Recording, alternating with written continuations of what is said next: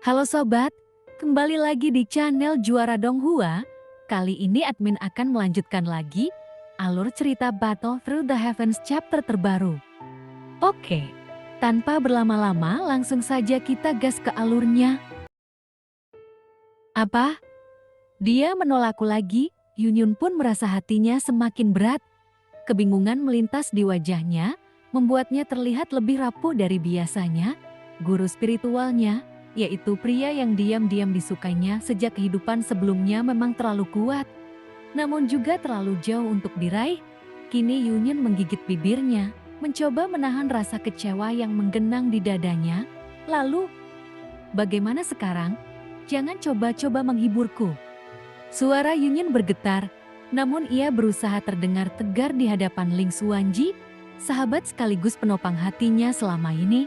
Ling Xuanji menatap Yunyun dengan tatapan lembut namun tegas. Itu adalah kenyataan, Yunyun, kau tahu itu bukan? Lalu Yunyun memejamkan matanya sejenak, menghela napas panjang sebelum berbisik, aku tahu, tapi tetap saja sulit untuk menerimanya. Xuanji menatap sahabatnya dalam-dalam. Kau harus sadar Yunyun, kau tidak bisa dibandingkan dengannya. Karena seberapapun kerasnya kau berusaha, jurang di antara kalian tetap tak terjangkau. Kata-kata Xuanji bagai pedang tajam yang menusuk hati Yunyun, namun Yunyun tidak bisa membantah, dan ia tahu semua itu benar. Tapi kau berbeda Xuanji, kau mau mencoba bukan? Ada nada iri dan cemas di suara Yunyun.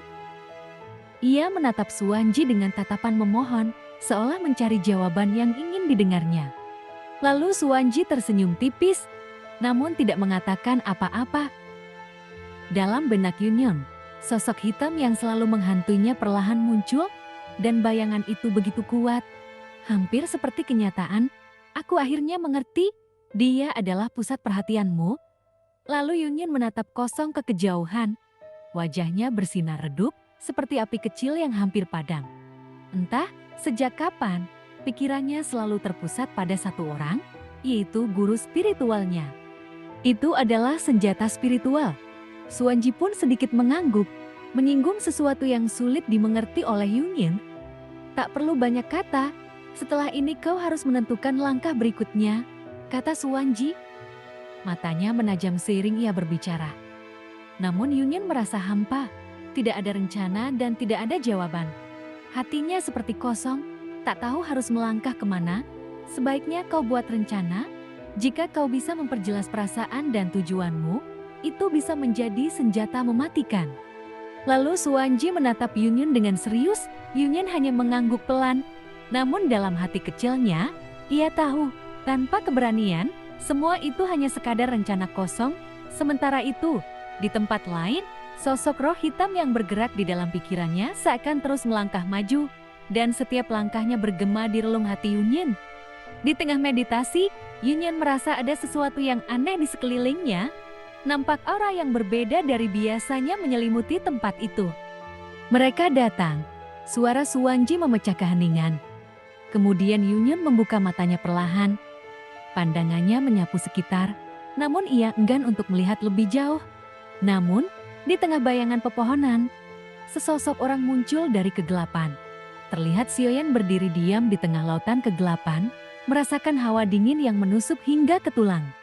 Namun, anehnya, ia tidak bisa merasakan apapun dengan jelas. Semua tampak samar, seperti bayangan yang melintas di ujung pandangan.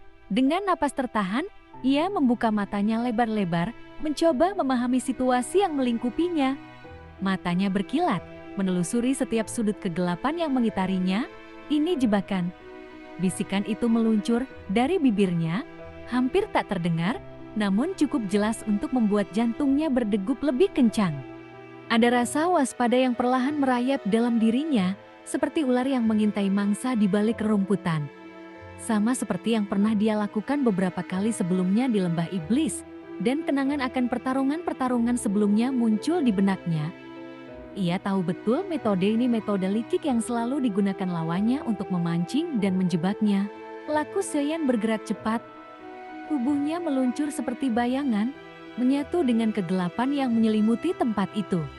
Setiap langkah yang ia ambil dipenuhi kehati-hatian, seperti meniti di atas tali tipis yang membentang di atas jurang. Sekarang, jika aku bisa melakukannya, yang terpenting adalah di saat kompas itu berhenti berputar, kemudian di tengah lautan kegelapan yang sunyi, hanya terdengar suara langkah kakinya yang nyaris tak bersuara.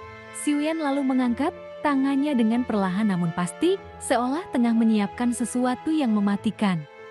Cahaya samar berpendar dari ujung jarinya, berputar pelan, menciptakan lingkaran sihir yang semakin terang. Itu adalah teknik rahasia yang hanya bisa dikuasai oleh mereka yang telah mencapai tingkat kedua atau lebih tinggi dari Dewa Abadi.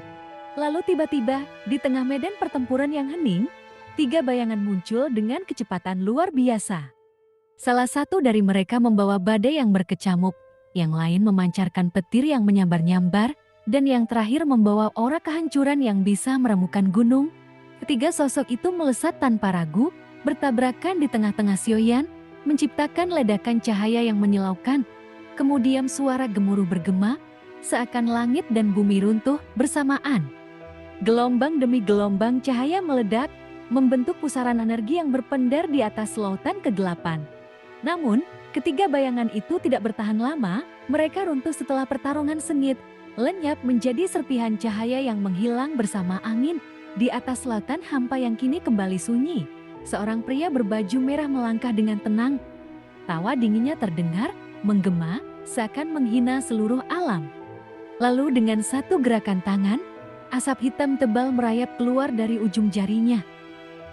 Nampak asap itu bukan sekadar energi biasa, itu adalah kabut malam yang dipenuhi jiwa-jiwa terperangkap, yaitu jiwa-jiwa yang telah mati dan menjerit tanpa henti. Kini, pedang pengejar jiwa yang dihunuskan pria itu tampak berkilat tajam, diselimuti oleh aura jahat yang meresap ke dalam setiap sudut medan pertempuran. Energi gelap itu melesat lurus, menuju ke arah Xiuyan dengan kecepatan yang mustahil dihindari. Riakan menyedihkan terdengar nyaring, seakan berasal dari kedalaman jiwa. Xiuyan pun tak tahu pasti apakah teriakan itu nyata atau hanya gema yang bersarang di pikirannya. Yang jelas, suara itu dipenuhi dendam dan kesakitan, meratap dan memohon untuk dibebaskan dari penjara abadi ini. Pilihan pertama ini tidak bijak, karena kadang pergi adalah pilihan terbaik.